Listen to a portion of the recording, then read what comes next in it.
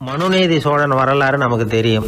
அது மாதிரி நீதி தவறாத ஆட்சியாளர்கள் பல பேர் இருந்திருக்கிறாங்க இந்த உலகத்துல. ஹசரத் உமர் பின் கத்தாப் அப்படின்னு ஒருத்தர், இஸ்லாத்தின் 2வது கலீஃபா இவர். அவருடைய ஆட்சி காலத்துல நடந்த ஒரு நிகழ்ச்சி. இந்த மன்னருக்கு ஒரு மகன், அவர் பேரு அபு ஷஹ்மா.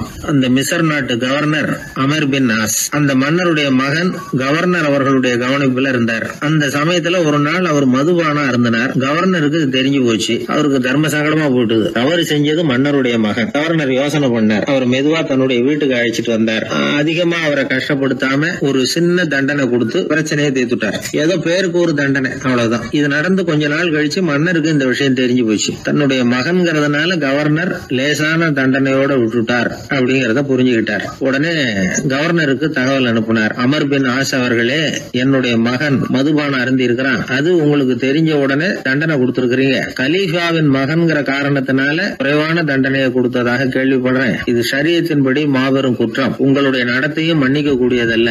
இந்த கடிதம் கண்ட உடனே மகன் அபு ஷஹ்மாவை மதீனாவுக்கு அனுப்பி வைக்க வேண்டியது அப்படின்னு கடிதம் எழுதினார். அதை பார்த்தார் கவர்னர். உடனே கலீஃபாவின் மகனை மதீனாவுக்கு அனுப்பி வச்சார். மன்னர் முன்னாடி நீதி விசாரணை நடக்குது. தன்னுடைய மகனுக்கு சவுக்கடி வழங்கும்படியா உத்தரவிடுறார் ஹசரத் உமர் பின் கத்தாப். தண்டனை நிறைவேற்றப்பட்டது. கூடியிருந்தவர்கள்லாம் ஐயா கொஞ்சம் கருணை காட்டுங்க அப்படின்னு சொல்லி மன்னர்கிட்ட வேண்டிக்கிட்டாங்களாம். இந்த வேண்டுகோளை மன்னர் ஏத்துக்கல. நீதியின் முன்னால் தந்தை மகன் அன்பு நேசம் உறவு இந்த முறைகளை எல்லாம் கவனிக்க முடியாது. குற்றம் செஞ்சவர் தண்டிக்கப்பட வேண்டியவர், அவர் யாரா இருந்தாலும் சரி அப்படின்னாராம். எல்லா ஆட்சியாளர்களுமே கவனிக்க வேண்டிய ஒரு செய்தி இது. அவர் ஒரு நாள் தன்னுடைய அரசாங்க கணக்கு வழக்குகளை பார்த்துட்டு இருக்கிறார். அந்த சமயத்துல அவரை பார்க்க ஒரு பெரிய மனிதர் வந்தார். இவர் தன்னுடைய சொந்த வேலை காரணமா வந்திருக்கிறார் அப்படிங்கறத அவர் புரிஞ்சுக்கிட்டார். உடனே அது வரைக்கும் எரிஞ்சுகிட்டு இருந்த விளக்க அணைச்சிட்டு இன்னொரு விளக்க ஏற்றி வச்சுக்கிட்டாராம். இந்த செயலுக்கு என்ன காரணம்னு கேட்டிருக்கிறார் வந்தவர். இதுக்கு அவரு சொன்னார், ஐயா நீங்க வந்த போது இங்க எரிஞ்சுகிட்டு இருந்தது அரசாங்க விளக்கு, இப்ப எரியறது சொந்த விளக்கு. சொந்த விஷயங்களை பேசுறப்போ அரசாங்க பணத்தை செலவு பண்ணக்கூடாது, அதனாலதான்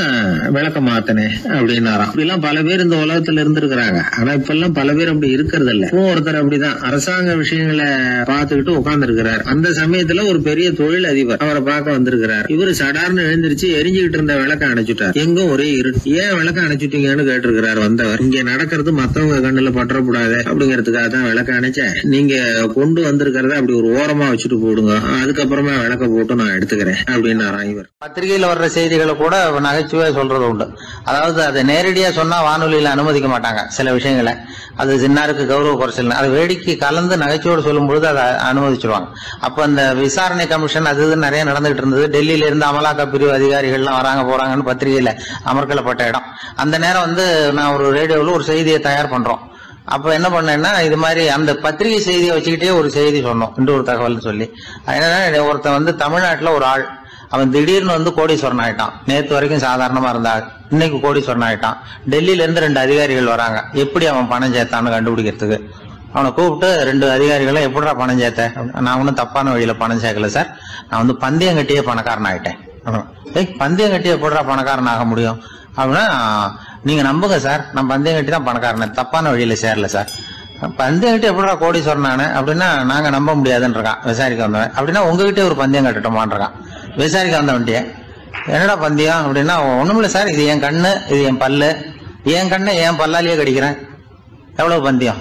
விசாரிக்க வந்தா 100 ரூபாய் எடுத்து வச்சான், இதை ப்ரூவ் பண்றான்னு. அப்படியே கண்ணை எடுத்துட்டான். அது பளிங்கு கண்ணு, ஏற்கனவே ஒரு கண்ணு பளிங்கு கண்ணு வச்சுனா எடுத்து கடிச்சு விட்டான். இது விசாரிக்க வந்தாலும் 100 ரூபாய் விட்டுட்டு நிக்கிறான்.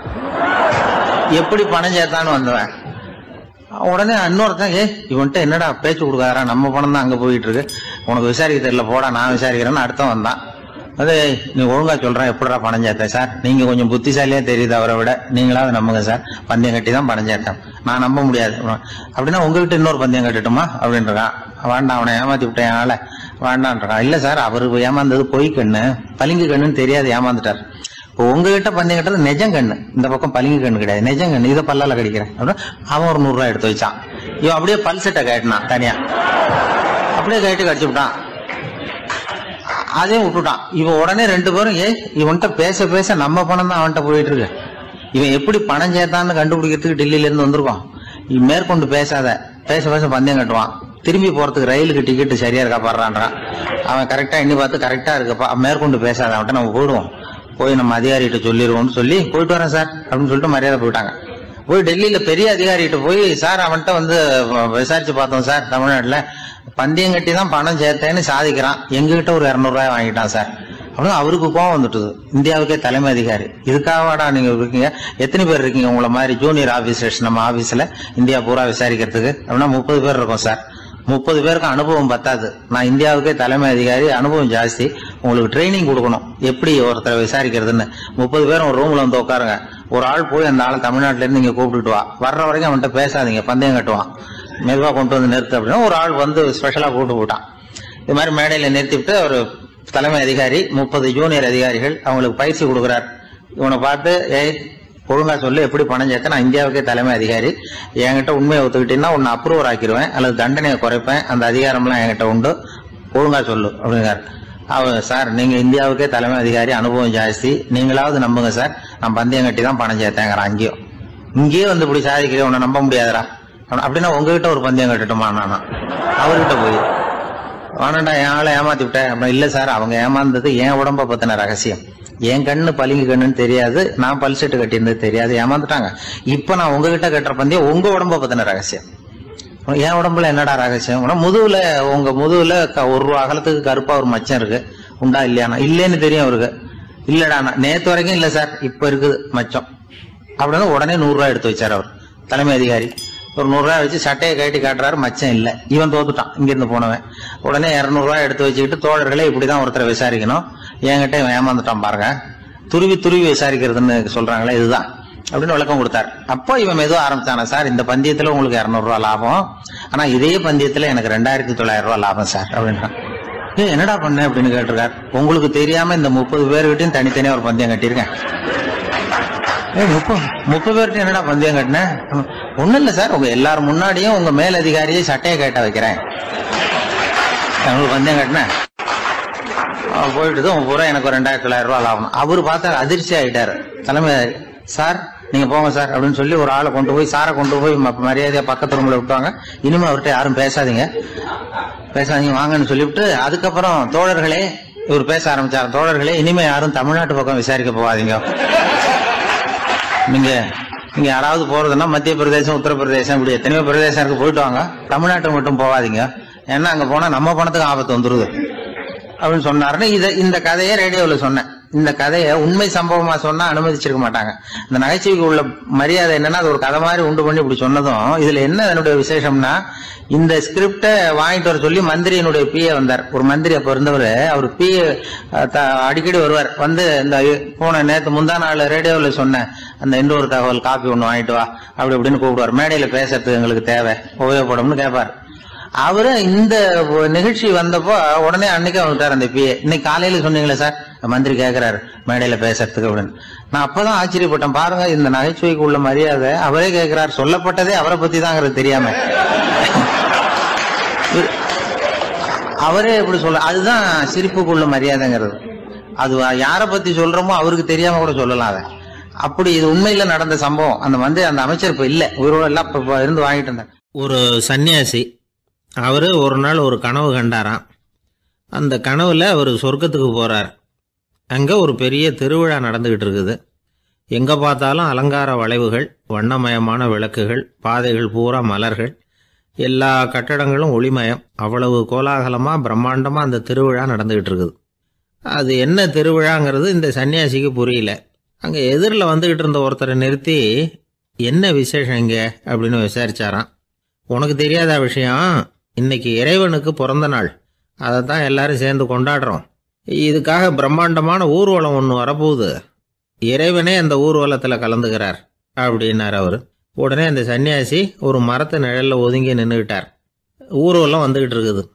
முதல்ல ஒரு குதிரை வந்துக்கிட்டு இருக்கு, அது மேலே ஒருத்தர் உட்காந்துருக்கிறார். அவருக்கு பின்னாடி நிறைய பேர் கூட்டமாக வந்துக்கிட்டு இருக்கிறாங்க. இவ்வளவு கூட்டம் இவர் பின்னாடி வருதே, யார் இவர் அப்படின்னு கேட்டார். ஒரு மதத்தின் பெயரை சொல்லி, இவர் அந்த மதத்தின் தலைவர், அவரை பின்பற்றுகிற மக்கள் கூட்டம் பின்னாடி வந்துகிட்டு இருக்குது அப்படின்னு விவரம் சொல்லியிருக்கிறாங்க. இவங்களுக்கு அடுத்தபடியா இன்னொரு குதிரையில் ஒருத்தர் வந்துகிட்டு இருக்கிறார். அவருக்கு பின்னாடி ஏகப்பட்ட கூட்டம். இவர் யாருங்க அப்படின்னு கேட்டிருக்கார் சன்னியாசி. அங்கே இருக்கிறவங்க விவரம் சொல்லியிருக்கிறாங்க. இன்னொரு மதத்தின் பெயரை சொல்லி, இவர் அந்த மதத்தினுடைய தலைவர், அவர் வழியை பின்பற்றுகிறவர்கள் அவர் பின்னாடி கூட்டமாக வந்துகிட்டு இருக்கிறாங்க அப்படின்ட்டு இருக்காங்க. இப்படி ஒவ்வொருத்தராக குதிரை மேலே வந்துக்கிட்டே இருக்கிறாங்க. அவங்கள பின்பற்றியும் ஒவ்வொரு கூட்டம் வந்துக்கிட்டே இருக்குது. அந்த பெரிய ஊர்வலம் அது பாட்டுக்கு போய்கிட்டு இருக்குது. கடைசியாக அது முடிஞ்சது ரொம்ப நேரம் கழித்து. அதுக்கப்புறம் கொஞ்சம் நேரம் கழித்து ஒரு வயசான ஆள் குதிரை மேலே வந்துக்கிட்டு இருக்கிறார். ஆனால் அவருக்கு பின்னாடி யாருமே இல்லை. அவர் பரிதாபமாக தனியாக வந்துக்கிட்டு இருக்கிறார். அவர் அந்த ஊர்வலத்தை சேர்ந்தவரா இல்லையாங்கிறதே தெரியல. இவர் யார், இவர் ஏன் இப்படி தனியாக வந்துக்கிட்டு இருக்கிறார் அப்படின்னு கேட்டிருக்கார் அந்த சன்னியாசி. என்னது இப்படி கேட்குறீங்க? இவர் தான் கடவுள். இவருக்காக தான் இன்றைக்கி இந்த ஊர்வலமே நடக்குது. இவருக்கு தான் இன்றைக்கி பிறந்த நாள்.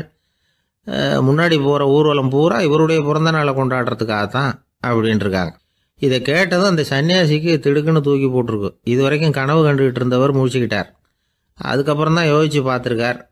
உண்மைதான், மக்கள் எல்லாரும் வந்து பக்தி மார்க்கத்தில் போகிறதா நினச்சிக்கிட்டு பாதம் மாறி போயிட்டு இருக்கிறாங்க.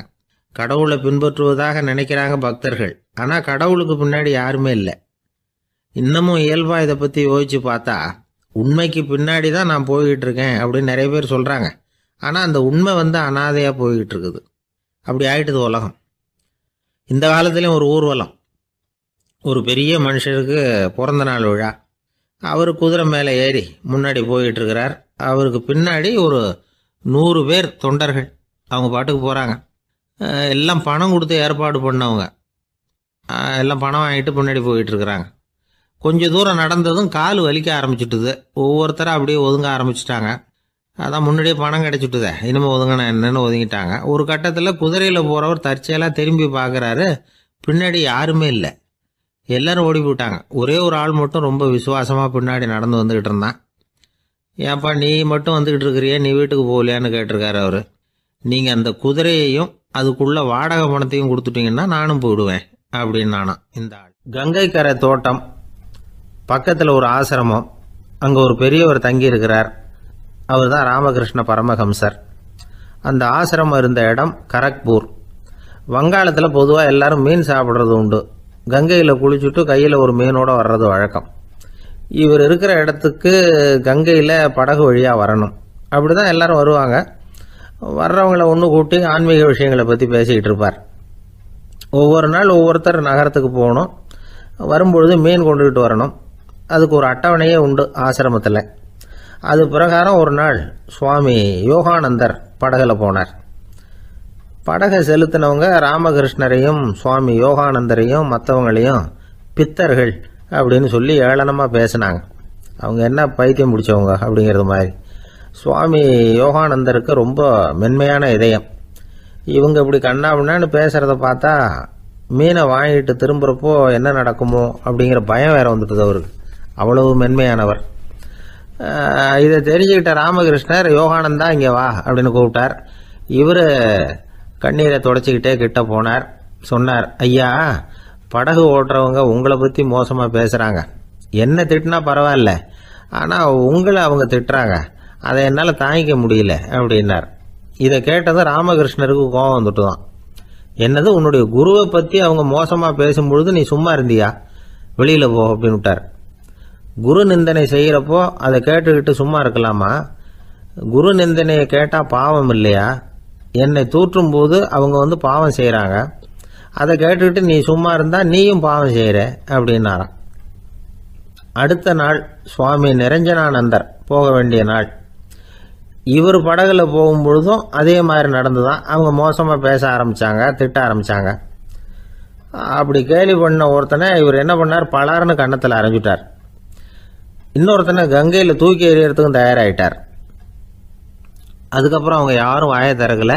மீன் வாங்கிட்டு வர்றப்பவும் படகுல ஒரே அமைதி. அவ்வளவு பயம் அவங்களுக்கு. ராமகிருஷ்ணர் கூப்பிட்டு விசாரித்தார் என்ன நடந்ததுன்னு. இவர் சொன்னார், அவர் யோகானந்தா போகும்பொழுது என்ன நடந்ததோ அப்படியே தான் இப்பவும் நடந்தது. குரு நிந்தனை செய்கிறத கேட்டுக்கிட்டு நான் சும்மா இருப்பேனா? ஒருத்தனை அப்படியே அரைஞ்சுட்டேன், இன்னொருத்தனை ஆற்றுல தூக்கி போட்டுருவேன்னு பயமுறுத்தினேன், அவ்வளவுதான் அப்படின்னாராம். இப்போவும் ராமகிருஷ்ணருக்கு கோபம் வந்துட்டு தான். என்ன இது, அணியறது காஷாயம், இருக்கிறது ஆசிரமம், உனக்கு இவ்வளவு கோபம் வந்ததுன்னா அப்புறம் என்னத்துக்கு ஆசிரமத்தில் இருக்கணும்? பிரம்மச்சாரி எப்பவும் அமைதியாக இருக்கணும் அப்படின்னு அறிவுரை சொன்னாராம் ராமகிருஷ்ணர். அப்போ இவர் கேட்டாராம், ஏங்க அவருக்கு ஒரு விதமான அறிவுரை சொன்னீங்க, எனக்கு வேற விதமாக அறிவுரை சொல்கிறீங்க, இதில் எது உண்மை அப்படின்னு கேட்டிருக்கார். இதுக்கு ராமகிருஷ்ணர் சொன்ன பதில் என்னன்னா, அட அசடே, சக்கரத்தில் காற்று அதிகமாக இருந்தால் குறைக்கணும், குறைச்சலாக இருந்தால் கூட்டணும். அவன் சாது, அவனுக்கு அதிக உணர்ச்சி தேவை, உனக்கு படபடப்பு அதிகம், உனக்கு பொறுமை தேவை அப்படின்னாராம். இதில் உள்ள கருத்து என்னன்னா, கல்விங்கிறது எப்படின்னா அதை சூழ்நிலைக்கு தகுந்த மாதிரி கற்பிக்கணும். எல்லாருக்கும் ஒரே மாதிரி கற்பிக்கக்கூடாது. கேட்குற ஒரு தகுதி, புரிஞ்சுக்கிற திறமை, இதை பொறுத்து கல்வி அமையணும். ஆரம்ப காலத்தில் ஒரு குரு, அப்போ ஒரு சீடன் இருந்தான். அது வேடிக்கையான குரு, வேடிக்கையான சீடன். ஒரு ஆசிரமம். ஒரு நாள் ஒருத்தன் அவசரமாக அந்த குருவை தேடி வந்திருக்கிறான். என்ன விஷயம்னு விசாரித்தார் குரு. உங்கள் சீடர் என்னை அடிச்சுட்டார் அப்படின்னு புகார் பண்ணானா அந்த ஆள். குரு சீடனை கூப்பிட்டார். அடிச்சியா இந்த ஆளை அப்படின்னு கேட்டாராம். ஆமான் இருக்கான் சீடன். ஏன் அடிச்சே அப்படின்னு கேட்டாராம். இந்த ஆள் உங்களை பற்றி மட்டமாக பேசிவிட்டான், என்னால் அதை தாங்கிக்க முடியல, அதனால தான் அடிச்சுட்டேன்ருக்கான். அப்படி என்ன பேசினா அப்படின்னு கேட்டாராம். உன்னுடைய குருநாதர் இப்போல்லாம் அர்த்தமில்லாமல் பேச ஆரம்பிச்சுட்டார் அப்படின்னு சொல்லிவிட்டான், அதனால தான் அடிச்சுட்டேன் அப்படின்னு நானான். அதுக்காக அடித்தே அப்படின்னாரான். நான் அதுக்காக அடிக்கலை குருவே, இப்பெல்லாம் நீங்கள் அர்த்தம் இல்லாமல் பேசுகிறதாக அவன் சொல்கிறான். அப்படின்னா இதுவரைக்கும் நீங்கள் அர்த்தத்தோடு பேசினதாகத்தானே அர்த்தம், அது தப்பு தானே, அதனால தான் அடித்தேன் அப்படின்னு நானான். ஒரு சீன தேசத்து அரசர் இருந்தார். அவருக்கு வயசாயிட்டுது. அவருக்கு அடுத்தபடியாக அவருடைய புள்ள பட்டத்துக்கு வரணும், ஆட்சி பொறுப்பை ஏற்றுக்கணும். ஒரு நல்ல தலைவனுக்கு இருக்க வேண்டிய பண்புகள்லாம் தன்னுடைய மகனுக்கு இருக்கணும்னு விரும்பினார் அந்த அரசர். அதனால் இளவரசனை பக்கத்தில் இருந்த ஒரு குரு கிட்ட அனுப்புனார். இளவரசன் அவர்கிட்ட போய் சேர்ந்தான். அந்த குரு என்ன பண்ணார் தெரியுமா? இவனை பார்த்து சொன்னார், இதை பாருப்பா, நீ என்ன பண்ணுற, இப்போவே பக்கத்தில் இருக்கிற காட்டுக்கு போ, நடு காட்டில் போய் ஒரு இடத்துல உட்காந்துக்கோ.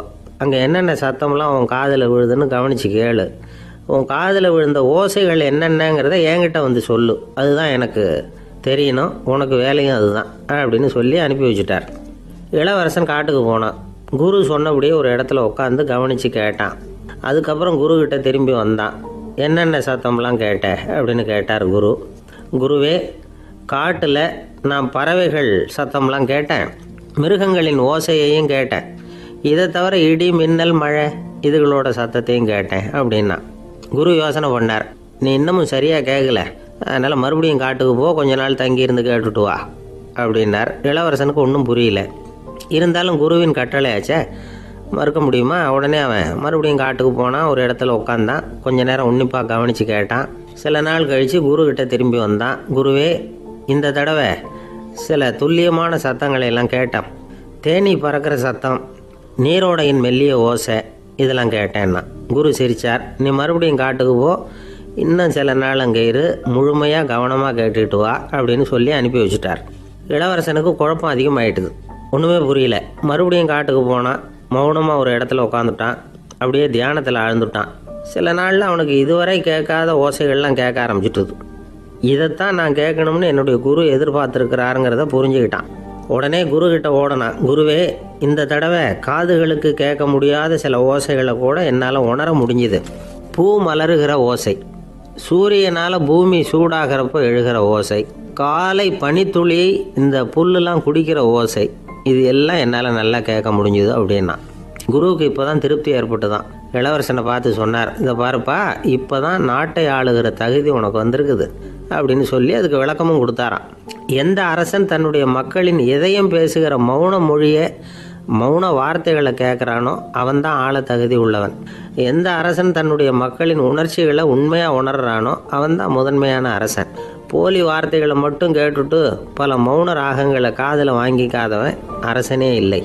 எந்த நாட்டில் எப்போ ஒரு அரசன் தன்னுடைய மக்களின் உணர்ச்சிகளை கேட்க மறுக்கிறானோ அன்னையிலேருந்தே அந்த நாடு அழிய தொடங்குது அப்படின்னு அர்த்தம்.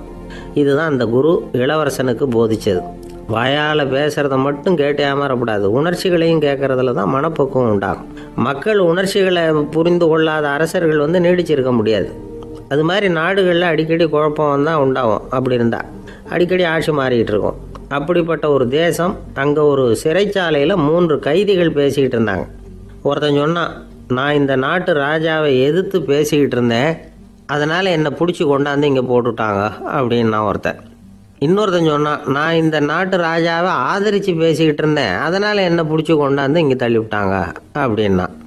அது சரி, நீ என்ன தப்பு பண்ண அப்படின்னு சொல்லி மூணாவது ஆளை பார்த்து இவங்க கேட்டாங்க. அதுக்கு அந்த ஆள் சொல்கிறான், நான் தான் இந்த நாட்டு ராஜா அப்படின்னா. ஒரு ஊரில் ஒரு மன்னர் இருந்தார். அழகான அரண்மனையில் அவர் இருந்தார். அந்த அரண்மனையை விட அழகாக ஒரு மாளிகையை அந்த ஊர்லேயே வேற ஒருத்தன் கட்டியிருந்தான். அப்படி கட்டி முடிச்சதில் அவனுக்கு ரொம்ப பெருமை. எத்தனையோ செல்வந்தர்கள்லாம் வந்து பார்த்துட்டு, இந்த மாளிகையை விலைக்கு கொடுத்துட்றியா, எவ்வளவு விலை சொன்னாலும் சரி நாங்கள் வாங்கிக்கிறதுக்கு தயாராக இருக்கோம் அப்படின்னு சொல்லி கேட்டு பார்த்துட்டாங்க. நான் இதை விற்கிறதுக்கு தயாராக இல்லை அப்படின்னு சொல்லிவிட்டான். அவ்வளவு சிறப்பாக கலை அம்சத்தோடு அதை கட்டி முடிச்சிருக்கிறான். அதுவே ஒரு பெரிய அரண்மனை மாதிரி இருந்ததுன்னா பார்த்துங்களேன். சுற்றிலும் அழகான பூந்தோட்டம். ஒரு நாள் அவன் எங்கேயோ வெளியூர் போயிட்டு திரும்பி வந்துக்கிட்டு இருக்கிறான். அப்போது அந்த மாளிகை தீப்பெட்டி எரிஞ்சிக்கிட்டு இருக்கு. பதறி போட்டான். விலைக்கு கேட்டவங்க யாராவது இதை செஞ்சுருக்கணும், இல்லைன்னா மன்னரே செய்த சதியோ என்னவோ, இப்படிலாம் அவனுக்கு சந்தேகம். ஒரு மூலையில் உட்காந்து அழ ஆரம்பிச்சிட்டான். அந்த சமயத்தில் அவனுடைய மகன் அங்கே ஓடி வந்தான். அப்பா அழாதீங்க, இதை நான் நேற்று ராத்திரியே நம்ம ஊர் மன்னருக்கு விற்றுட்டேன். இதை கட்டி முடிக்க நமக்கு எவ்வளவு செலவாச்சோ அதை போல் 3 மடங்கு விலைக்கு விற்றுட்டேன், கவலைப்படாதீங்க. இதை விட அழகான மாளிகையை நாம் புதுசாக கட்டிக்கலாம்னா. இதை கேட்டதும் அழுதுகிட்டு இருந்தவன் அழுகையை நிறுத்தினான், சிரிக்க ஆரம்பிச்சிட்டான். இதே இடத்த நான் வந்து மன்னர்கிட்ட இருந்து விலைக்கு வாங்குவேன், இதை விட அழகான மாளிகையை கட்டுவேன் அப்படின்னு சுற்றி நின்று எல்லார்கிட்டையும் சொல்லிக்கிட்டு இருந்தான். இந்த சமயத்தில் அவனோட இளைய மகன் ஓடி வந்தான். அப்பா, அண்ணன் சொன்னதெல்லாம் சரிதான், மன்னர்கிட்ட விலை பேசினதெல்லாம் உண்மைதான், ஆனால் விற்றது பேச்சு அளவில் தான். இனிமே தான் பத்திரம் வாங்கணும், எழுதணும், நீங்கள் கையெழுத்து போடணும், பதிவு பண்ணணும், மன்னர்கிட்ட பணம் வாங்கணும், அதுக்காகத்தான் உங்களை எதிர்பார்த்துக்கிட்டு இருந்தோம், அதுக்குள்ளே இப்படி ஆயிட்டுதுன்னா. இப்போ சிரிச்சுக்கிட்டு இருந்தவன் சிரிப்பை நிறுத்தினான். மறுபடியும் குழந்தை மாதிரி அழ ஆரம்பிச்சுட்டான். இது ஒரு சம்பவம். இதிலிருந்து என்ன தெரியுது? அந்த அழகான மாளிகை தன்னுடையது அப்படின்னு நினைக்கும் பொழுது அவனுக்கு அழுகை வந்தது. அது தன்னுடையது இல்லை அப்படின்னு நினைக்கிற போது சிரிப்பு வந்தது. மறுபடியும் அது தன்னுடையது தான் அப்படிங்கிற உணர்வு வரும்பொழுது அழுகை. எது எதிலிருந்து நீ நீங்கி இருக்கிறாயோ அது அதிலிருந்து உனக்கு துன்பம் இல்லை அப்படிங்கிறார் திருவள்ளுவர். இந்த உடம்பு என்னுடையதில்லை அப்படிங்கிற உணர்வு வந்துட்டா அது ஒரு பெரிய நிலை. அந்த நிலை வரணும். எல்லாத்தையும் பயன்படுத்திக்கலாம், ஆனால் பற்றில் விழுந்துடக்கூடாது. உலகத்தில் இருங்கள், ஆனால் உலகத்தவராக இருக்காதீர்கள். உலகிற்குள் இருங்கள், உலகம் உங்களுக்குள் வந்துவிட அனுமதிக்காதீர்கள். விலகி இருங்கள், விழித்திருங்கள், மௌனமாய் பார்த்திருங்கள் அப்படிங்கிறது சான்றோர் கருத்து. செய்ய வேண்டிய கடமையிலிருந்து விலகி இருக்கிறவர்கள் நம்மகிட்ட நிறைய பேர் உண்டு. அப்படிப்பட்ட ஒருத்தர் டாக்டர் கிட்ட போனார். டாக்டர், நான் ஒரு கவர்மெண்ட் ஆஃபீஸில் வேலை பார்க்குறேன், எனக்கு ஒரே அசதியாக இருக்குது, என்னை சோதிச்சு பாருங்கள், ஆலோசனை சொல்லுங்கள் ஏதாவதுன்னார். டாக்டர் அவரை பரிசோதனை பண்ணி பார்த்துட்டு சொன்னார், இதை பாரு, உனக்கு இப்போ தேவைப்படுறது முழு ஓய்வு. நீ எவ்வளவு சீக்கிரமாக ஆஃபீஸுக்கு போறியோ அவ்வளவுக்கு உனக்கு நல்லது அப்படின்னாராம். ஒரே ஒரு ஊரில் ஒரு ராஜா இருந்தாராம். அவர் நிறைய சம்பாதிக்கணும்னு திட்டம் போட்டார். தனக்காக சம்பாதிக்கணும்னு நினைக்கல, தன்னுடைய நாட்டுக்காக சம்பாதிக்கணும் அப்படின்னு நினைச்சார். அரசாங்க கருவூலத்தில் கையிருப்பு குறைச்சலாக இருந்தது. மக்கள்கிட்ட வரி விதிச்சாகணும், வேற வழி இல்லை. ஆனாலும் அந்த ராஜா மக்கள் கஷ்டப்படக்கூடாது அப்படின்னு நினைக்கிறவர். மக்கள் வரியையும் கட்டணும், அதே நேரத்தில் அவங்க சிரமப்படவும் கூடாது. இதுக்கு தகுந்த மாதிரி ஒரு திட்டம் போட்டார். அது பிரகாரம் என்ன பண்ணார்னா, அந்த நாட்டில் ஒரு 3 பெரிய குளங்களை தோண்டினார். அது நிறைய தண்ணீரை நிரப்புனார். அதுக்கப்புறம் எங்கேயோ தேடி பிடிச்சி 3 விதமான மீன்களை கொண்டுகிட்டு வந்தார். அந்த 3 குளங்கள்லையும் விட்டார். அதை ஒவ்வொரு குளத்துலேயும் ஒவ்வொரு விதமான மீன்கள். அந்த மீன்களுக்கு அபூர்வமான ஒரு சக்தி உண்டு. அது எப்படின்னா, அந்த குளத்தில் குளிக்க வர்றவங்களுக்கு அந்த மீன்கள் கடிக்கும் பொழுது வலி ஏற்படுறதில்ல. அதுக்கு பதிலாக மகிழ்ச்சி நிறைந்த ஒரு இனிமையான உணர்வை அவங்க அனுபவிச்சாங்க. அது எப்படின்னா, இந்த முதல் குளத்தில் இருந்த மீன்களால் கடிக்கப்படும் பொழுது ஒரு விதமான இன்ப மயக்கத்தில் திளைச்சிருக்கிறது மாதிரி உணர்வு. இந்த 2வது குளம் இருக்க, அதில் இருக்கிற மீன் கடிச்சதுன்னு வைங்க, மக்களுக்கு எப்படி இருக்கும்னா, கால்களே தரையில் படாமல் அப்படியே ஆகாயத்தில் மிதக்கிறது மாதிரி ஒரு உணர்வு. அதை அனுபவிக்கிறாங்க. 3வது குளத்தில் இருக்கிற மீன் கடிச்சதுன்னா அவங்கெல்லாம் அப்படியே கோடீஸ்வரராக மாறிட்டதாக ஒரு உணர்வு. அதை அவங்களால அனுபவிக்க முடியுது. இப்படி ஒரு அபூர்வமான மீன் அது. அந்த 3 வகை. இப்படி இருந்தால் மக்கள் அந்த குளங்களில் குளிக்கிறதுக்கு ஆசைப்படாமல் இருப்பாங்களா? அதனால் கூட்டம் கூட்டமாக அலமோத ஆரம்பிச்சிட்டாங்க. ஒவ்வொரு குளத்தின் கரையிலேயும் கியூ வரிசையில் நிற்க ஆரம்பிச்சிட்டாங்க. அந்த நாட்டு மன்னர் என்ன பண்ணார்னா, ஒவ்வொரு குளத்தங்கரையிலையும் ஒரு ராஜாங்க அதிகாரியை உட்கார வச்சார். டிக்கெட்டை அடித்து கொடுத்தார். குளிக்க வர்றவங்க கிட்ட ஒரு குறிப்பிட்ட தொகையை கட்டணமாக வசூலிக்க ஆரம்பித்தார். அவ்வளவுதான். அரசாங்க கருவூலம் நிரம்ப ஆரம்பிச்சுட்டுது. ராஜாங்கத்துக்கு தேவையான பணம் கிடைச்சிட்டுது. இது ஒரு கதை.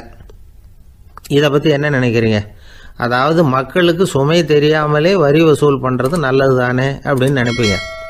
ஆனால் இன்றைக்கும் உலகத்தில் பல அரசாங்கங்கள் இதே மாதிரி 3 குளங்களை வெட்டி வச்சிருக்குது. மக்களும் அதில் குளிச்சுக்கிட்டு தான் இருக்கிறாங்க. அது எப்படிங்கிறீங்களா? அந்த முதல் குளம் தான் சினிமா தியேட்டர். அதில் குளிக்கிறவங்க தான் ஒரு விதமான இன்ப மயக்கத்தில் தெளிச்சிருக்கிறது மாதிரியான உணர்வை அனுபவிக்கிறவங்க. 2வது குளம் தான் சாராய கடை. இந்த குளத்தில் குளிக்கிறவங்க தான் கால்களே தரையில் படாமல் ஆகாயத்தில் மிதக்கிறது மாதிரி உணர்வை அனுபவிக்கிறவங்க. 3வது குளம் லாட்ரி டிக்கெட்.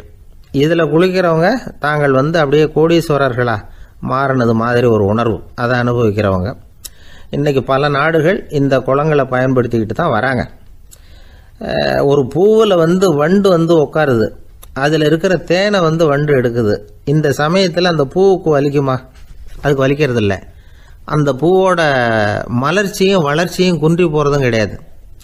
ஒரு ராஜா மக்கள்கிட்ட வரி வசூல் பண்ணும் பொழுது மக்களுக்கு சிரமமும் தெரியக்கூடாது, அதே நேரத்தை அதனால் அவங்க வாழ்க்கையும் கெட்டு போயிடக்கூடாது. அது மாதிரி வரி வசூல் பண்ணணுமா? இது காளிதாசனின் ரகுவம்சத்தில் காணப்படுகிற ஒரு கருத்து. ஒரு சின்ன குழந்தை தவறுதலாக ஒரு 25 காசு நாணயத்தை மூழ்கி விட்டுது. காசு வயத்துக்குள்ளே போயிட்டுது. அந்த குழந்தையோட தாய் உடனே குழந்தைய தூக்கிட்டு ஆஸ்பத்திரிக்கு புறப்பட்டாங்க. அப்போ அந்த பக்கமாக ஒருத்தர் வந்தார் தெருவில். என்ன விவரம்னு கேட்டார். இவங்க சொன்னாங்க, குழந்தை காசை முழுங்கிட்டுது, அதுதான் அவசரமாக ஆஸ்பத்திரிக்கு தூக்கிட்டு ஓடுறேன் அப்படின்னாங்க. அவர் சொன்னார், கவலைப்படாதம்மா, உடனே இப்படி கொடுங்க குழந்தைய அப்படின்னு கையில் வாங்கினார். ஒரு கையில் அந்த குழந்தையோட கால் 2ஐயும் பிடிச்சி தலைகீழாக தூக்கி பிடிச்சார். இன்னொரு கையால் அந்த குழந்தையோட வயத்தில் குறிப்பாக ஒரு இடத்துல அப்படியே தேடி அந்த சுட்டு விரலால் ஒரு இடத்துல பொட்டுன்னு தட்டினார். உடனே காசு அந்த குழந்தையோட வாய் வழியாக வெளியில் விழுந்துட்டுது. காசை எடுத்துக்கிட்டு இந்தாங்கம்மா உங்கள் குழந்தை அப்படின்னார். ரொம்ப நன்றிங்க, நிச்சயமாக நீங்கள் ஒரு டாக்டராக தான் இருக்கணும், என்னுடைய யூகம் சரிதானே அப்படின்னாங்களாம் அந்த அம்மா. அதுக்கு அவர், இல்லைங்க, நான் ஒரு இன்கம் டேக்ஸ் ஆஃபீஸர், வருமான வரி அதிகாரி அப்படின்னு சொல்லிவிட்டு போனாராம். சில பேருக்கு தொட்டதெல்லாம் வெற்றியா முடியும், சில பேருக்கு தொட்டதெல்லாம் தோல்வியா முடியும். இதுல உள்ள ரகசியம் என்ன? அதை தெரிஞ்சுக்கணும்னா இந்த கதையை கேளுங்க. ஜப்பான்ல ஒரு பெரிய வீரர் இருந்தார். அவர் பேரு நொபுனாகா. அவர்கிட்ட இருந்த படை வீரர்கள் கொஞ்சம் பேர் தான். சிறிய படை பலத்தை வச்சுக்கிட்டு பெரிய பெரிய படைகளை எல்லாம் முறியடிச்சிருக்கிறார். அவர் அவ்வளவு சாமர்த்தியம் உள்ளவர். ஒரு தடவை எதிரி மீது படையெடுத்து போயிருக்கிறார். அப்போ அவருடைய படை வீரர்களுக்கும் தளபதிக்கும் ஒரு சந்தேகம் வந்துட்டுது. இந்த போர்ல நாம வெற்றி பெற முடியுமா அப்படிங்கிற சந்தேகம் இருந்தாலும் இதை எப்படி தலைவர்கிட்ட தெரிவிக்கிறது? ரொம்ப யோசனை பண்ணாங்க.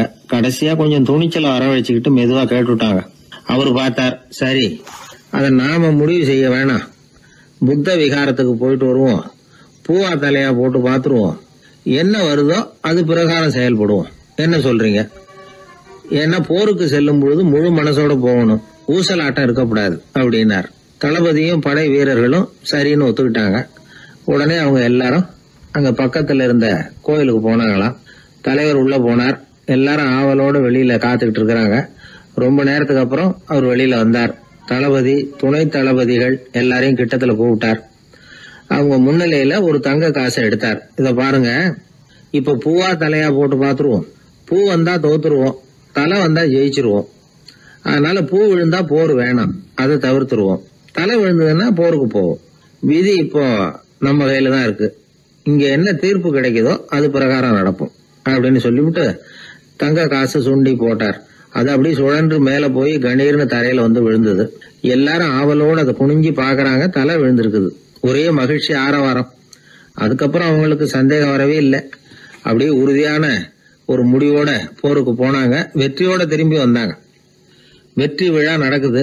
தளபதி பேசுறார். இந்த வெற்றியை காசுதான் முடிவு பண்ணுச்சு, அதனால விதியை வெல்ல யாரால முடியும் அப்படின்னார். சொல்லிவிட்டு உட்கார்ந்தார். அப்போ அந்த தலைவர் தன்கிட்ட இருந்த அந்த தங்க காசை எடுத்து ரகசியமா தளபதி கிட்ட கொடுத்தாராம். தளபதி அதை வாங்கி பாக்குறாரு. அந்த நாணயத்துல 2 பக்கமும் தலைதான் இருக்குது. இதுல இருந்து என்ன தெரியுதுன்னா, வெற்றியின் ரகசியம் என்னன்னா மன உறுதி தான். எதை செஞ்சாலும் மனக்குழப்பம் இருக்கக்கூடாது. எண்ணி துணிக கருமம், இது வள்ளுவர் வாக்கு. பரீட்சை ரிசல்ட் வர்ற சமயம் ஒரு பையன் ஒரு காசை சுண்டி போட்டு தலையா பூவா பாத்துக்கிட்டு இருந்தான். என்னப்பா பாஸா ஃபெயிலா பாக்குறியா அப்படின்னு கேட்டாங்க. பரீட்சை ரிசல்ட்டை பொறுத்த வரைக்கும் எனக்கு சந்தேகம் இல்லை சார் அப்படின்னா. அப்புறம் எதுக்கு இது அப்படின்னு கேட்டாங்க. ரிசல்ட் வந்த பிறகு எங்க அப்பா என்னை திட்டுறதோட விட்டுருவாரா இல்ல அடிப்பாரா அப்படிங்கறத தெரிஞ்சுக்கிறதுக்காக இது அப்படின்னு. ஒரு திருடன் ஒரு வீட்டுல போய் திருடணும்னு திட்டம் போட்டான். இருட்டுனதும் போய் திருடணும். ஆனா ராத்திரி ஆனா வாசல் கதவை சாத்தி உள்பக்கம் தாழ்பால் போட்டுருவாங்களே, என்ன பண்றது, எப்படி வீட்டுக்குள்ள போறது? இவன் யோசனை பண்ண ஒரு முடிவுக்கு வந்தான். சரி, பகல் நேரத்திலேயே யாருக்கும் தெரியாம அந்த வீட்டுக்குள்ள நுழைஞ்சிருவோம், அங்க போய் எங்கேயாவது ஒளிஞ்சுக்குவோம், இருட்டுற வரைக்கும் பேசாம இருப்போம், ராத்திரி எல்லாரும் தூங்கினதுக்கு அப்புறம் நைஸா போய் பீரோவை திறந்து இருக்கிறது பூரா எடுத்துக்கிட்டு ஓடியாந்துடலாம் அப்படின்னு திட்டம் போட்டான். அதே மாதிரி ஒரு நாள் மத்தியானத்துக்கு மேல அந்த வீட்டுக்காரன் எங்கேயோ வெளியில புறப்பட்டு போனான். வீட்டுக்கார அம்மா அடுப்பங்கரையில என்னவோ சமைச்சுக்கிட்டு இருந்தாங்க. திருடன் பார்த்தான். இதுதான் சமயம்னு அந்த வீட்டுக்குள்ள மெதுவா நுழைஞ்சிட்டான். எங்க ஒளியலாம்னு பார்த்தா வலது பக்கம் ஒரு ரூம் இருந்தது. அங்க போனான். அங்க ஒரு படுக்கை அறை, அங்க ஒரு பெரிய கட்டில் இருந்தது. அதுக்கு அடியில போய் பதுங்கிட்டான். இருட்டுனது நம்ம வேலையை ஆரம்பிக்கலாம், அது வரைக்கும் பொறுமையா இருக்கணும் அப்படின்னு சொல்லி பேசாம வாயை மூடிட்டு கம்முன்னு இருக்கிறான். ரொம்ப நேரம் கழிச்சு வெளியில போயிருந்த வீட்டுக்காரன் திரும்பி வந்தான். சாப்பிட்டான். லைட்டை நிறுத்தி விட்டு படுத்துட்டான்.